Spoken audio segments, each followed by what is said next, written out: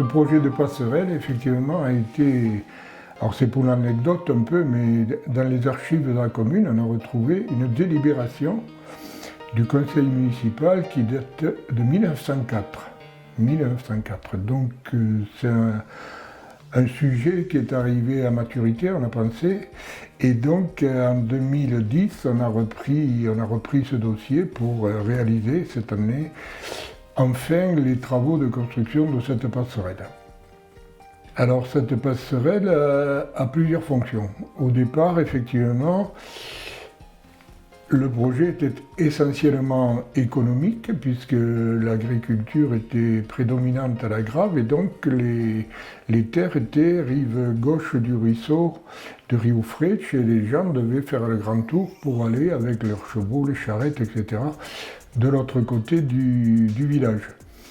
Depuis, les choses ont bien évolué, les constructions se sont développées de ce côté-ci, la route départementale est devenue très fréquentée et donc dangereuse, notamment pour les mamans, les personnes âgées, etc.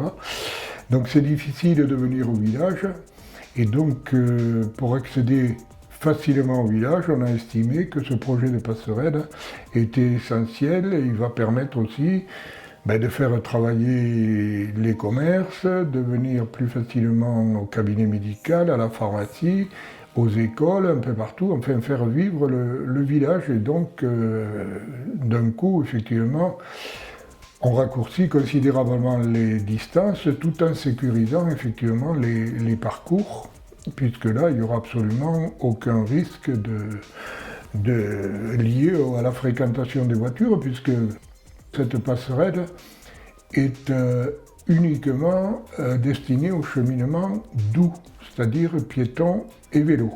Voilà. On fera tout pour empêcher les quads notamment de l'emprunter.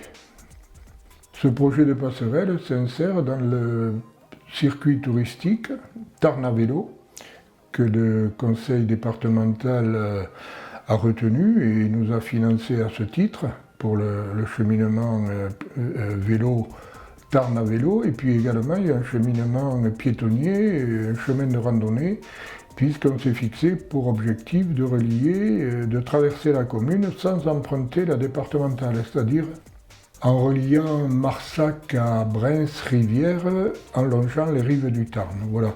Et donc cet élément était essentiel sur ce parcours pour éviter effectivement les difficultés qui étaient liées à la déclivité des étustes, puisqu'il y a quand même 12 mètres de dénivelé sur une distance relativement courte, donc avec des pentes très abruptes.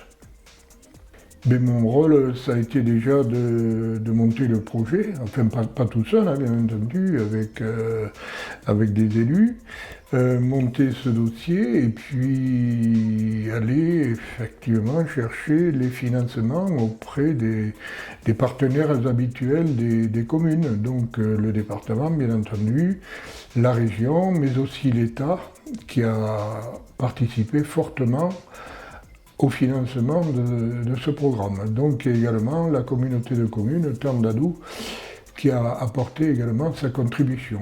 Voilà, donc mon rôle ça a été d'initier le projet, de le suivre, de le financer et maintenant d'assurer le suivi des travaux jusqu'à leur terme, c'est-à-dire maintenant.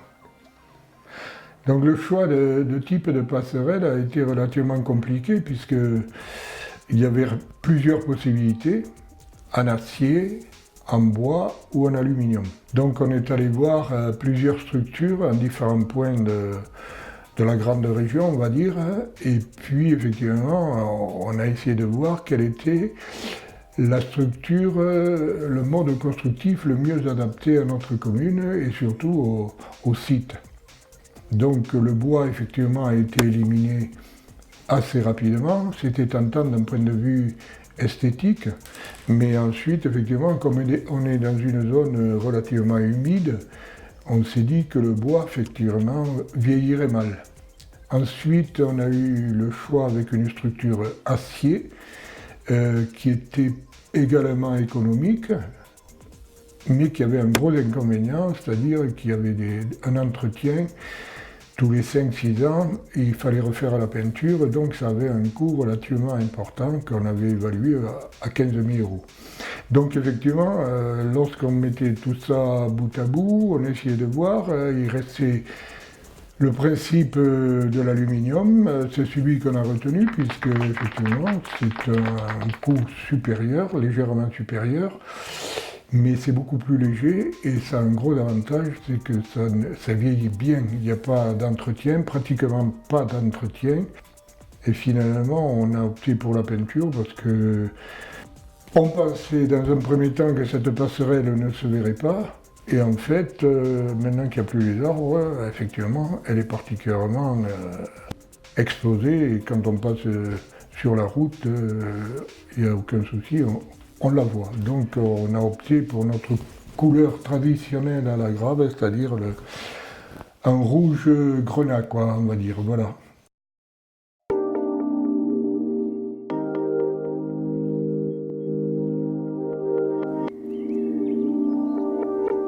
Bon, on a commencé les travaux début janvier. Nous avons réalisé les chemins d'accès pour les piles P1 et P2, puis les chemins d'accès pour les appuis d'extrémité du côté C0. Suite à ça, nous avons fait intervenir un sous-traitant qui a réalisé des pieux pour attraper le bon sol. Nous sommes descendus à 15 mètres de profond.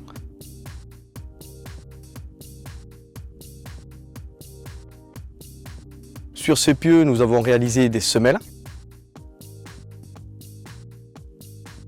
Et ensuite, nous avons commencé le génie civil proprement dit. On a réalisé les appuis d'extrémité C0 et C3.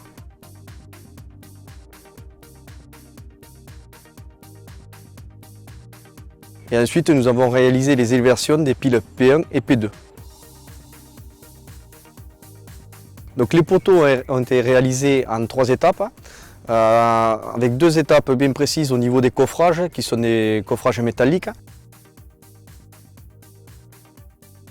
qui ont fait 2 fois 6 mètres de hauteur, donc on a coffré. On a mis les ferraillages dedans et nous avons coulé sur 2 fois 6 mètres, donc on s'est retrouvé à 12 mètres de haut.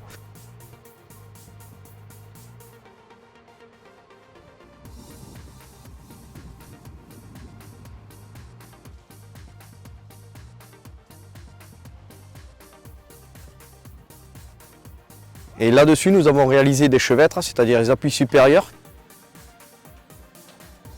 qui ont été insérés dans des demi-coquilles préfabriquées.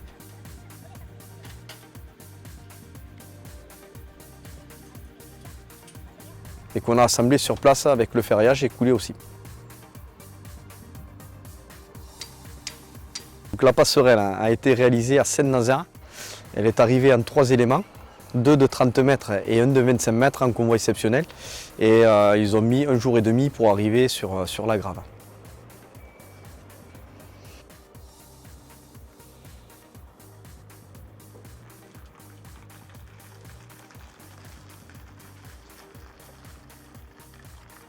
Pour réaliser la pose de cette passerelle, nous avions une grue de 110 tonnes côté saut de Bruck, c'est-à-dire côté appui C0, et une grue de 220 tonnes appui C3.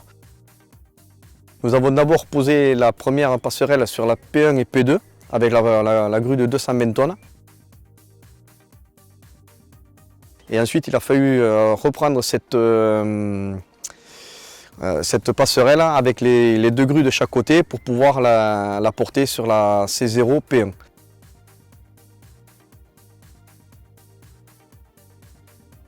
Et ensuite, à l'aide de la grue de 220 tonnes, nous avons posé la deuxième passerelle de 30 mètres.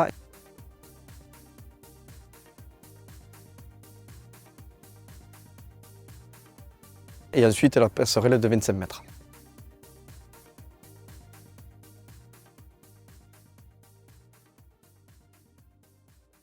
Donc la passerelle sera éclairée à l'aide de 2 lampadaires qui seront posés sur la pile P1 et sur la pile P2 avec des spots qui éclaireront de chaque côté.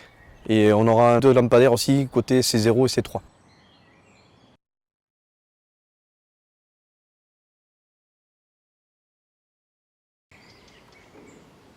Avant, nous n'avions pas du tout l'habitude d'aller de l'autre côté de la passerelle, côté Saut du Bruc, parce que c'était pas du tout praticable pour les vélos, les trottinettes et voire même la poussette quand elles étaient petites pour traverser. Et c'est vrai que du coup maintenant avec la passerelle, on peut y aller tranquillement, sûrement avec les enfants, en toute sécurité, et c'est beaucoup plus pratique. Depuis que la passerelle a été ouverte, on est déjà allé 3 ou 4 fois de l'autre côté jusqu'au barrage de Rivière.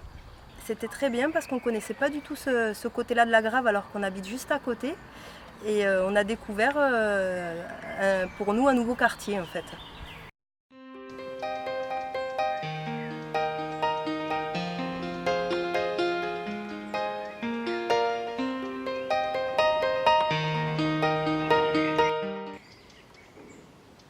Alors l'arrivée de la passerelle, ouais, ça change la vie dans le quartier. C'est un accès facilité au village, donc au commerce, à l'école.